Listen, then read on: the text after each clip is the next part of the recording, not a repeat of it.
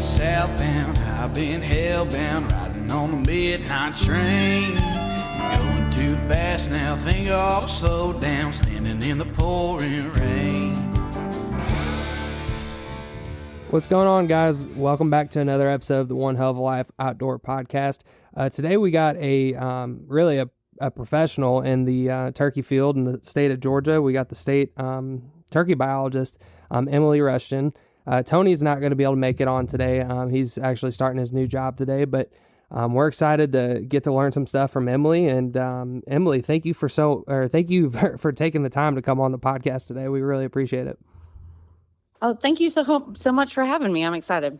Yeah, absolutely. And with public land turkey here in Georgia starting this weekend, it's good timing to be able to get some good turkey facts out to folks, I think.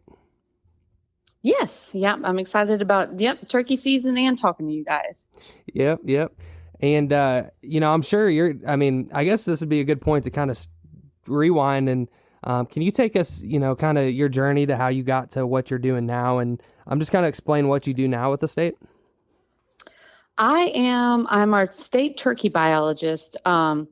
But being the state agency, we all wear multiple hats. We all have multiple jobs. So I also are ruffed grouse biologist. Oh, nice. And I cover our fur bearer program.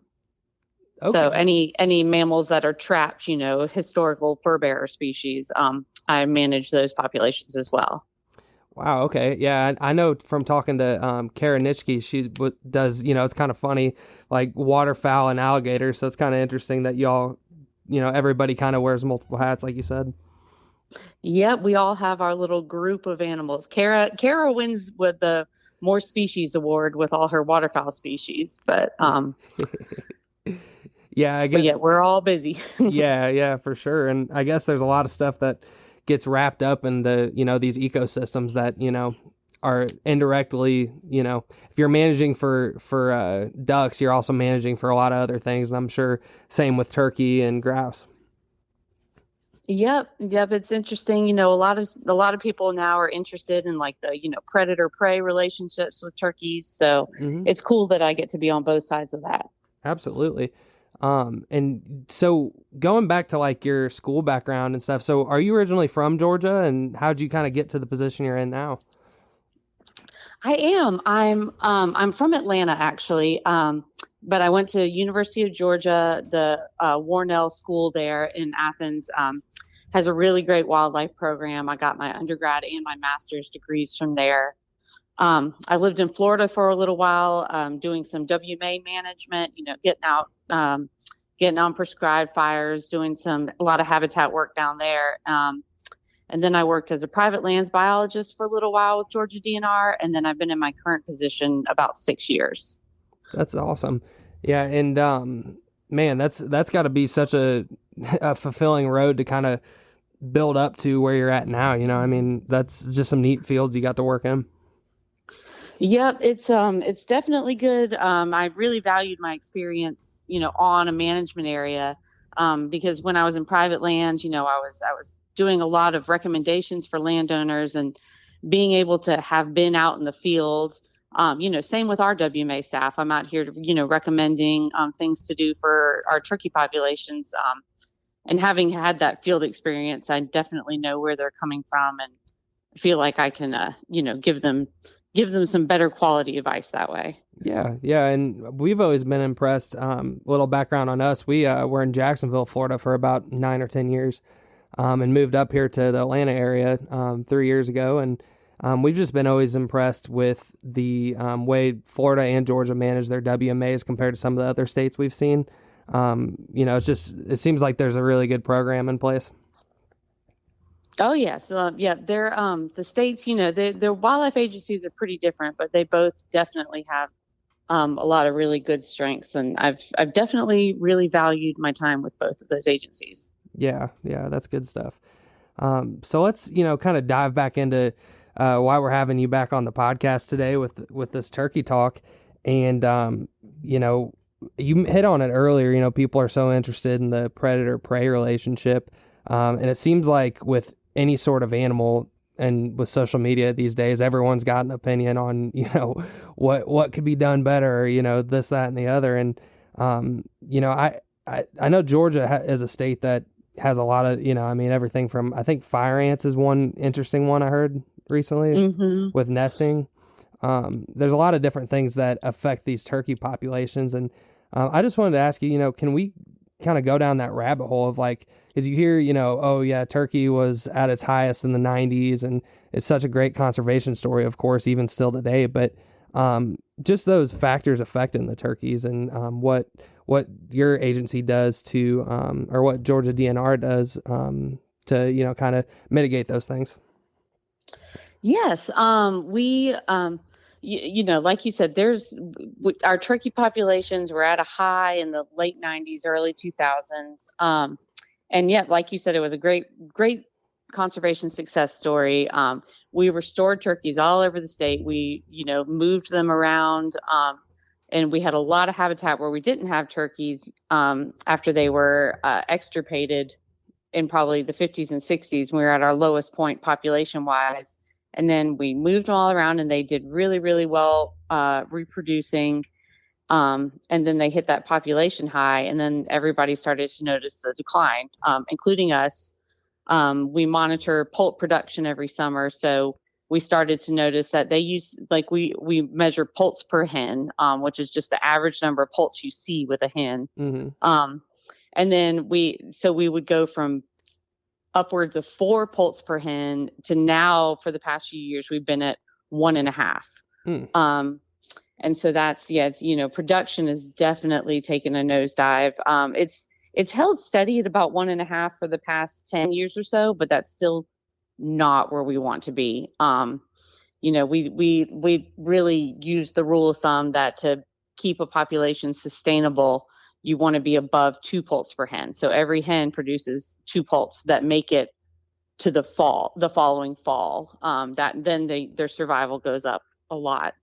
And predators, play a big role in turkey populations. They're, when they're in the egg, when the poults are in the egg, and then when they're young, those are the 2 most vulnerable periods of a turkey's life, other than being a gobbler in the spring. But really, the nests that we've been tracking in Georgia over the past few years, we've seen basically when a hen lays an egg, that egg has a 7% chance of making it to a 4-week-old poult. Wow. Yeah, it's everything eats a turkey. They've got, like you said, fire ants. Raccoons, snakes, raptors, everything eats a turkey egg, and everything eats a turkey poult. And so it's not as simple as, controlling predator populations for, say, raccoons and possums, and then turkey populations will increase. Habitat plays a big role in that. When you're talking about large scale habitat changes in the state, some of the sharpest declines we've seen have been in the Piedmont. And, that's where most of our urban and suburban development has been. So we've lost a lot of that forested land. We've lost a lot of those farmlands, those open areas where there used to be tons of insects,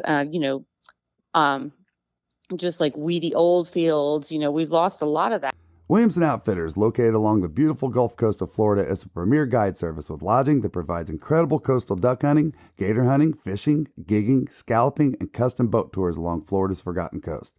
They are family owned and operate with over 200 years of combined experience hunting and fishing along this incredible stretch of Florida. Is flounder gigging on your bucket list? Williamson Outfitters offers nighttime gigging charters April through October. Targeted species include not only flounder, but also sheep's head, black drum, mullet, gar, and even stingrays. Fishing charters consist of inshore and nearshore fishing targeting species such as tripletail, redfish, trout, mahi-mahi, shark, flounder, sheep's head, black drum, snapper, jacks, and mackerel. On coastal duck hunts, you have an incredible chance at rare species like redheads, bluebills, buffleheads, fully plumed blue-winged teal, mottled ducks, whistling ducks, and several other species. Spots are filling up fast, so book today. Call or text Captain Chris at 850-251-8650 or visit floridaducks.com. Mention One Hell of a Life podcast and receive 15% off your trip. Offer ends March 31st. And, that was really important for turkeys to be able to provide insects for the poults, to provide a safe space for them to nest where they can see predators. Now, there's still turkeys, they'll nest, in a hardwood forest, but if it's like a closed canopy with no understory, with no vegetation on the ground, they are just waiting for a predator to come get them.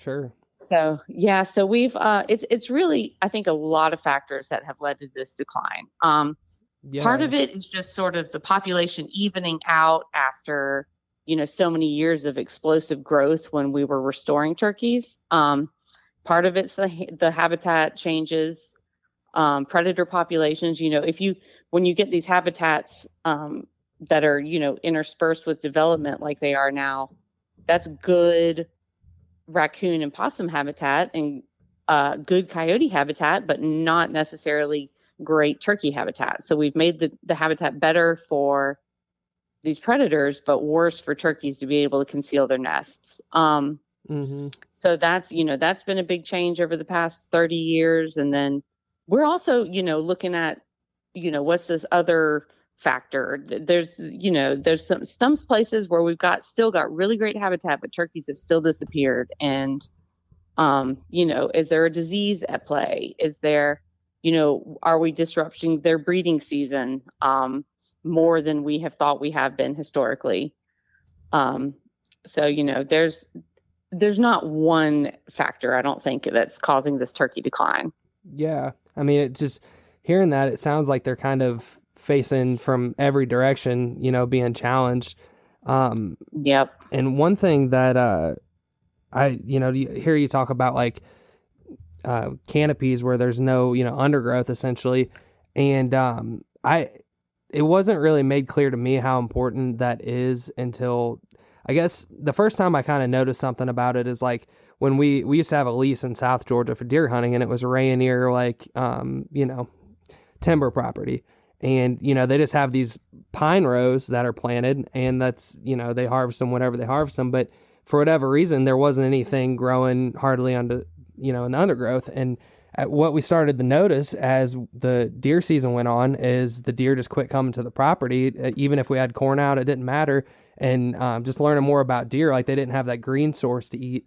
And I think about those things with how those properties got to affect turkeys as well for that same reason. Are you guys, is that a significant factor, I guess, is my question, like the Rayoniers, and not to like pick on them, but just those companies that are timber type companies, and it's not necessarily like the natural habitat, I guess I would say. Yes. We've seen some changes in the way that pine forests are managed. I'm not a forester.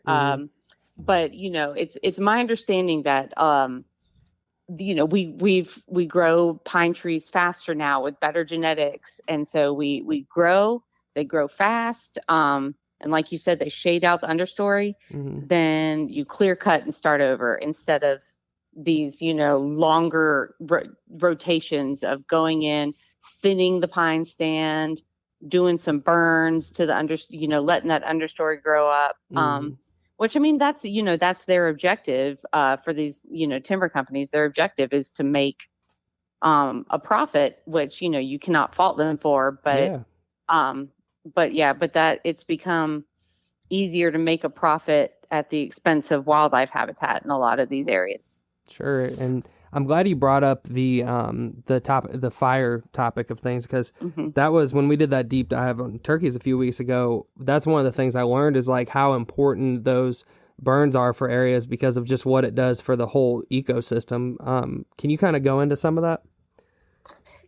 Yes. Yeah. Fire. I mean, the land, the whole Southeast was, historically shaped by fire. We had longleaf pines used to cover a good portion of the coastal plain and even up into the Piedmont and the mountains. And they are fire adapted. We just have these, fire adapted landscapes, for centuries, eons really, that have been these animals have evolved with. They have better nesting cover, better brood habitat. They have more food to eat. I mean, there's just almost all of our native wildlife benefit greatly from fire on the landscape. It's one of the real drivers of wildlife habitat. Gotcha. Yeah. And it was just shocking to when I forgot what I was looking at, but everything down to the way seeds grow back, and then the type of insects that are in there, and then that's what the poults and the the full grown turkeys need and all that. It's really interesting. Oh yeah, it's pretty amazing. Yeah, like, I mean, I've seen properties where you'll put fire, you not necessarily just after one burn, but if you repeatedly burn a property that it was pasture for 50 years, you'll start to see those native species of wildflowers, of grasses. They'll come back. They're still in the seed bed. Wow. And then you end up with some really cool wildlife habitat. I mean, it takes sometimes it takes some removal of invasive species with herbicides and things like that. But it's pretty amazing what can happen on the landscape. Yeah, no, that is really, really neat stuff. And while we're kind of talking about the management of property, is there anything that the state does for, private landowners that are wanting to, work with the state on like managing their property for turkeys, or do you know of any organizations if not? Oh yes, definitely. We have a whole private lands program that has biologists, stationed throughout the state. Mm-hmm. And they'll come out to properties, they'll write management plans. They work with USCA to help landowners get cost share. They can help them, enter into these cost share programs to try to get funding for things like putting fire breaks in, planting native grasses and planting native wildflowers and pollinator habitat when it's appropriate. It's even replanting in longleaf pine. It's we've got a really extensive program that Georgia's done. Georgia's done a lot to help build up this private lands program. And it started, when we started our bobwhite quail initiative, some of our previous biologists realized that if you wanted to, move the needle with quail populations, you really needed to be focused on private lands because it's 93% of the state. So, wow. We've been working with private landowners for, many years now, trying to, get good quail habitat on the ground, which is also really great turkey habitat. There's a lot of overlap there. Yeah. And I would imagine, I mean, I don't know much about the grouse species, but I would imagine, does that tie into that as well? Yes and no. There, we do have biologists in the mountains where grouse, where there are grouse in Georgia. We're at the very southern end of their range, but the vast majority of grouse are on national forest land. Gotcha. So there's not as much opportunity for private landowners there, but we have worked with them before. Gotcha. Okay. For sure. Well, that's great to know, because that's another thing that kind of came up in our podcast a few weeks ago. We're like, surely we couldn't find an answer on it just from the research we had done, but surely NWTF or the state or somebody's, doing that. So it's awesome to hear that the state has a great program for that.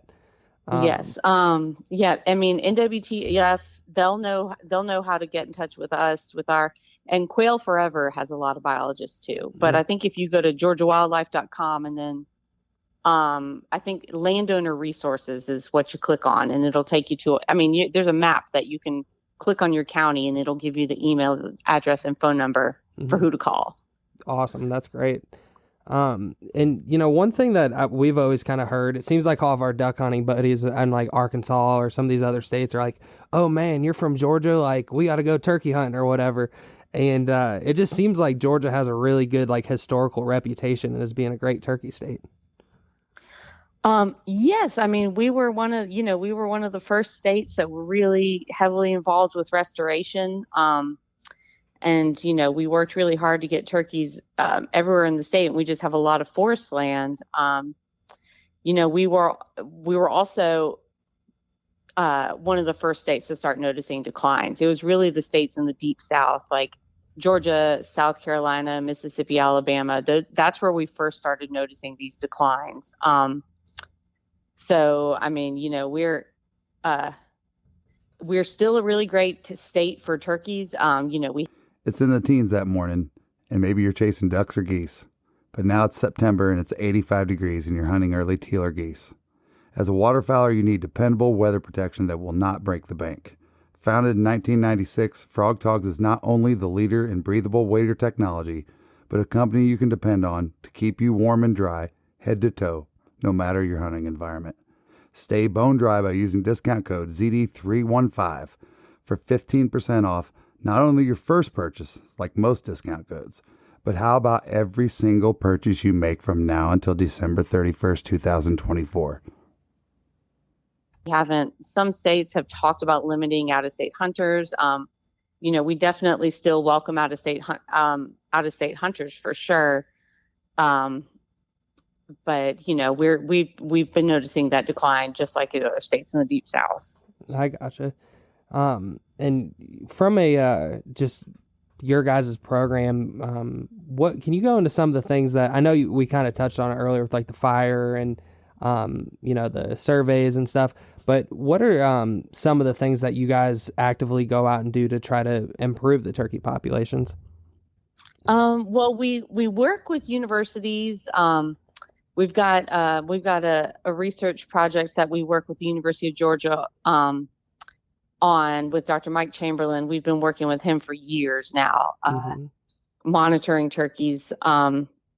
We've got one of the turkey monitoring we've done in Georgia with GPS transmitters. I mean, we've been doing it for 8 years now, I believe. And then we had another project in South Georgia also. So we're really supporting this research that's telling us a lot about where turkeys are nesting, what the fate of the nests are, what are the fate of the gobblers. And then we've been putting out these gobbler recorders as well.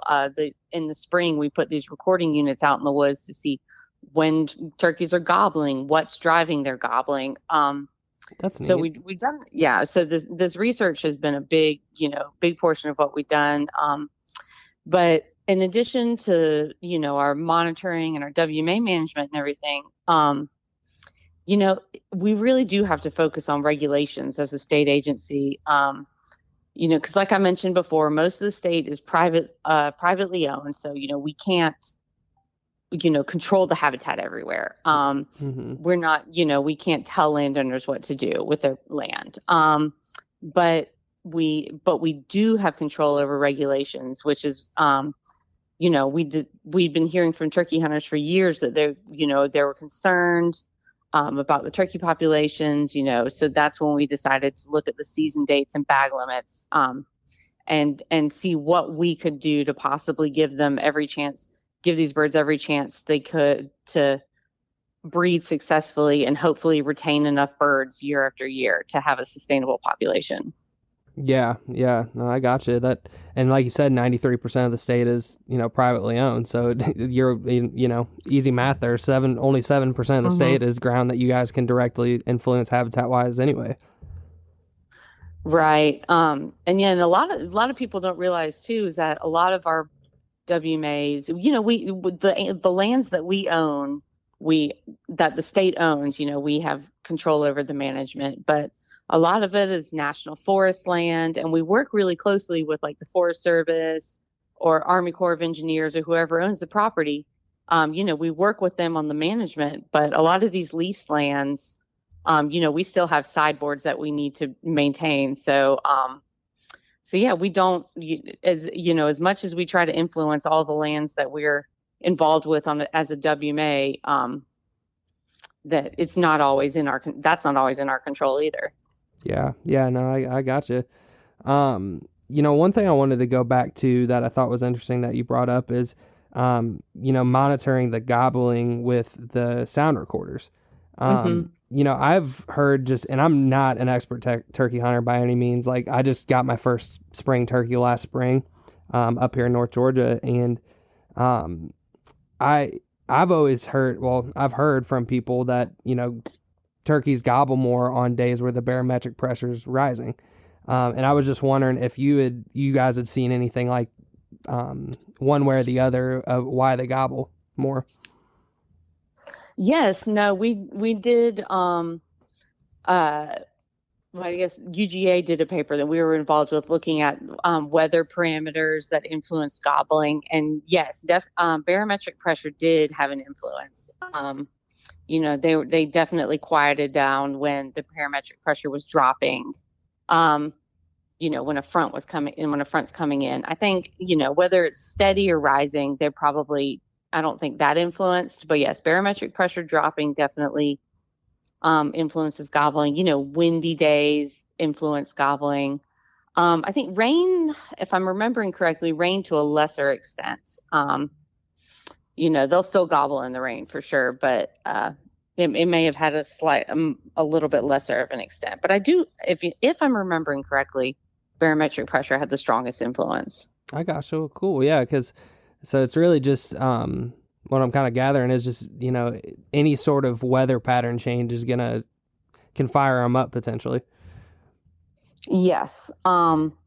It's some of these influences are definitely stronger than others. Right. Hunting pressure, we've also found with these song meters is that when the hunting pressure goes up, because we put them out on a very highly pressured WMA, Cedar Creek WMA. Mm-hmm. It's east of Atlanta, and that area has a lot of hunters. And when there's a lot of hunters in the woods, not surprisingly, the birds quiet down. Whether it's the loud ones getting harvested or just the fact, just the pressure, just all the disturbance of people moving around can definitely affect gobbling as well. Yeah, no, that's really interesting. And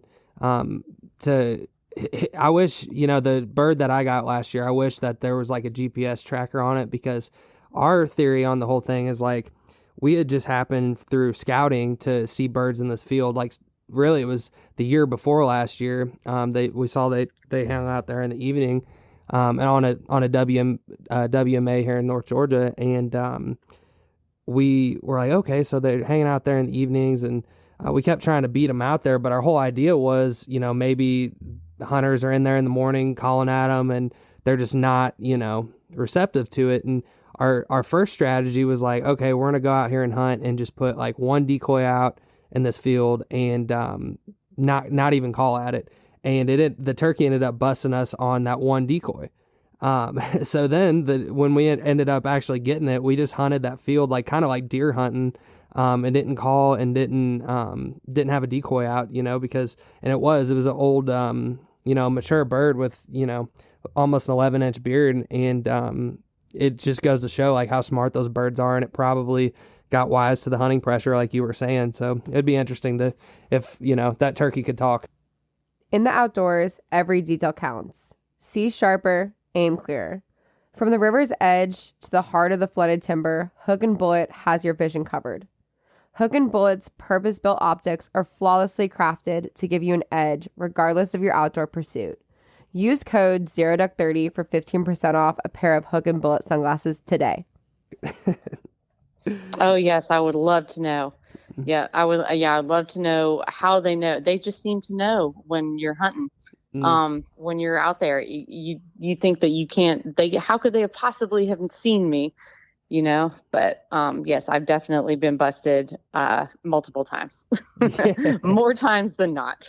So a lot of one thing that we always like to bring up when we have biologists on the podcast, or anybody that's involved, vets or anybody that's involved in your field of work, is how so many of you guys are, the reason that you're doing what you're doing is because you love the resource. A lot of you guys are hunters yourself. And I think people, especially with social media nowadays, when something isn't going right, we talk about it a lot with like ducks in Arkansas or whatever it might be. People are too quick to point the finger and say, oh, well, AGFC isn't doing this right or whatever. But they forget so many of these people are also hunters and want to see the success of the population long term. And, just saying that all to, because you were just touching on, being busted yourself. I kind of want to dive into, your turkey hunting, yourself, as a turkey hunter. Yes, no, I'm not I'm not a very good turkey hunter, but I enjoy it. And it's not something I've been doing my whole life. I didn't hunt at all really till I was an adult, but I've definitely really, really enjoyed it. And yeah, like you said, I don't know any turkey biologist who's not a turkey hunter. It's we all got into this, and you just really, because we're all of us, whether we started out as turkey hunters before we were adults or not, someone who is going to be a field biologist is going to be loving being out in the woods, really enjoying these challenges of, hunting these species and figuring out what they're doing. And turkey hunting is just it's so different from any other kind of hunting. You really have to just try to get in the brains of the birds and figure out where they're going to go. And hopefully you can get lucky, and be in the right spot at the right time. Yeah. So it's definitely not, like you said, we all want turkey populations to do well, for selfishly, because we all enjoy hunting them, and because, because that's our job, is to manage the resource. Yeah. It's funny how I think sometimes people lose sight of that. But you may have said this earlier, I don't remember, but when, you were going through, going to UGA and stuff like that, did you always know you wanted to get into studying turkeys, or, did you have any kind of your mind made up on anything you wanted to study when you first got into school? No. Honestly, I started out wanting to study, non-game species, but more like threatened and endangered species, and I've done some of that, but then I just sort of ended up doing game management work, and I realized that population management is very rewarding to me, no matter what the population is, especially something like turkeys, where it's a real challenge to try to figure out what's going on, and to figure out what these populations are doing and what the data are telling us. So, no, I didn't necessarily always know I wanted to work with turkeys, but it's just happenstance that I ended up doing something that I'm really enjoying. It's been very rewarding working with this species, for sure. That's great. And you get to go to work every day and literally be boots on the ground, and, to directly, hopefully, and, impact populations, which is just, it's awesome, because a lot of people, there's a lot of people that talk about wanting to do something, and a lot of times that kind of just falls short. But it's neat to just be able to have the time to talk to you about some, your boots on the ground, I guess, is my point. And it's neat to be able to, hear that perspective, Yeah. Unfortunately, I'm behind a computer screen more than I would like to be, but but yes, I try to get out as much as I possibly can. That's it's funny you say that, because have you heard of Dr. Brad Cohen up in Tennessee? Yes. Yeah, he said the same thing. He's like, unfortunately, I spend a lot more days behind a computer screen than actually duck hunting. But Yep. So I guess one of the last things I kind of had question wise is, if you were to kind of advise somebody ideal turkey habitat, what you'd be looking for, I guess maybe just from a turkey tip standpoint, what would be some things you would look for yourself? I would make sure, turkeys need, roost trees. Just think about what a turkey needs throughout the year. They need, year round, they need roost trees. In the fall and winter, they love hardwoods, and near water too. But a lot of properties have those already. So then I'm going to be looking at brood rearing habitat and nesting habitat, because that is really what's. Do you want coffee that doesn't suck? Get the Duck. Dirty Duck coffee is made specifically for the waterfowl enthusiast. Enjoy flavors like Morning Wood, Dark Dynasty, Cinnamon Teal Snickerdoodle, and First Flight to unlock the flavor that you'll enjoy in the blind for years to come. Our friends at Dirty Duck Coffee Company are now offering all Zero Duck 30 followers a 15% discount when you use code ZeroDuck15 on your next order. Limiting for most properties. And so, making sure you've got open areas where sunlight's hitting the ground. If you've got some old food plots that you're not planting, are they full of sweet gums? Are they, could you do something like lightly disc them in the winter to encourage things, weedy stuff like ragweed? Everyone hates ragweed because of the allergies and things like goldenrod, but insects love those kind of plants. And then that's going to be good habitat for poults. One of our state quail biologists, she'll say, if you can throw a tennis ball on the ground and still see it, you need more ground cover. That's not going to be ideal habitat. So basically just getting some sunlight to the ground, whether it's, through herbicide work, through thinning, then through fire, getting that vegetation out on the ground is usually the biggest habitat component that's missing on a lot of properties. I gotcha. Yeah, no, that's interesting about the a green tennis ball too, and green grass. So it just goes to show what a yellow or brown poult would show up as. Yep, they'll even she'll hand out tennis balls. And I think like our Quail Forever folks do, they'll give people tennis balls and be like, use this, go take this to your property and throw it out on the landscape. If you can see it, then that quail chick and that turkey poult is going to be a sitting duck for predators. So that's a good little tip to remember. Yeah, for sure. And I guess one thing that I would ask is what can we do as hunters or even non-hunters as Georgia residents to help what you guys are doing out in the field, whether it be from what we observe when we're out there hunting or how we can help with conservation, any of that stuff. Yeah. Buying a hunting license is the number one thing, even if you're not hunting that year. Mm-hmm. Buy that sportsman's license, because those dollars go directly to the agency, and then we get federal funds that match those through the Pittman-Robertson Act. Mm-hmm. I'm sure you're familiar with, that it's a tax on firearms and ammo and fishing equipment, that those dollars are matched with our license dollars. And that's what keeps our agency running. So, buying that hunting license, and then, if you have private land, look into some management of it. There's organizations like NWTF too that support our mission. They give DNR money. They give the researchers money. They sponsor a lot of research projects every year. So, consider these NGOs. And you can also participate in our monitoring. We have an avid turkey hunter survey that we use to record, how many gobblers people are hearing while they're hunting, how many turkeys they see. All that's on our website. And then the public has been helping us monitor poults too in the summer. So we've got links to our poult survey too. Awesome. And any turkey seen, if you see a hen by herself, that's valuable data because she doesn't have a brood. So there's lots of ways that we benefit greatly from the public's help.